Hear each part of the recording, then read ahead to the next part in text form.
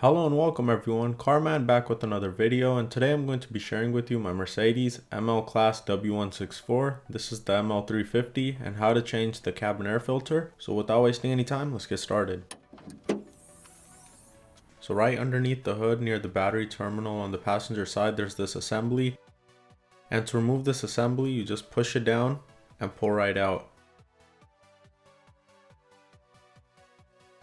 And inside are the two cabin air filters, and to remove this it's a bit tricky. You're going to remove one filter at a time and you're going to give it a push back, and once you push it back you're going to lift up the filter and pull right out. And I'm going to do the same with the second one. Now it's time to install the new air filters. I'm using man filters and installation is pretty easy. To install these filters properly, make sure the airflow arrows are pointing downwards while you're installing. The first one's easy, you just put it right into place. The second one's a little hard, you gotta give it a little tug, but once it's in, you're going to push it down and make sure both of the air filters are completely flushed and flat, just like this.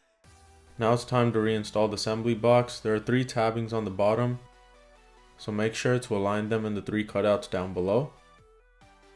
Once you have it completely aligned, there should be no gaps anywhere. You don't need any extra pressure or anything, you just align it in place and push the steel tabs down and it'll lock right into place.